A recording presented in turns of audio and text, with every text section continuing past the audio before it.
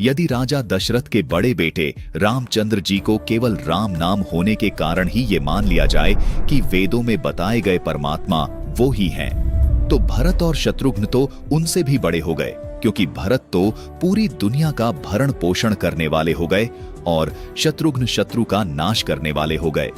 दर्शकों, सोचिए कि क्या राजा दशरथ के पुत्र शत्रुघ्न का नाम जाप करने से पाप नाश हो सकते हैं? शत्रु का नाश हो सकता है? क्या लक्ष्मण जी का नाम जाप करने से वो शुभ लक्षण प्राप्त हो सकते हैं जो वेदों में वर्णित परमात्मा के हैं? दर्शकों, इन सभी बातों से सिद्ध होता है कि राजा दशरथ के पुत्र श्री रामचंद्र जी वेदों और गीता में बताए गए परम अक्षर ब्रह्म नहीं है। सतगुण श्री विष्णु जी के अवतार श्री रामचंद्र जी हुए हैं, जो केवल 3 लोक में एक विभाग यानी सतोगुण विभाग के स्वामी हैं, यानी पृथ्वी लोक, स्वर्ग लोक, पाताल लोक में एक विभाग के स्वामी है।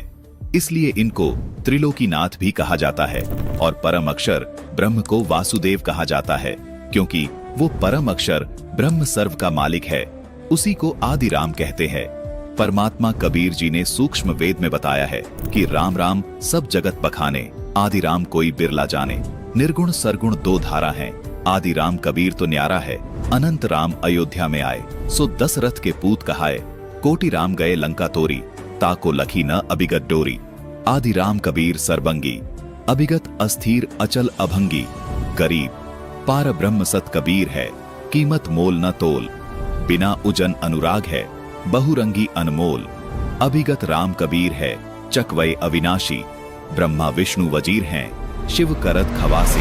दर्शकों, ये सब प्रमाण और तथ्य ये स्पष्ट करते हैं कि राजा दशरथ के पुत्र राम का नाम इसीलिए रामचंद्र रखा गया क्योंकि वशिष्ठ जी को पता था कि राम नाम पूर्ण परमात्मा का उपमात्मक नाम है। अपने पिता ब्रह्मा जी से अधूरे ज्ञान से वशिष्ठ जी ने ये मान लिया था कि राजा दशरथ के घर पर पूर्ण परमात्मा जन्म लेंगे।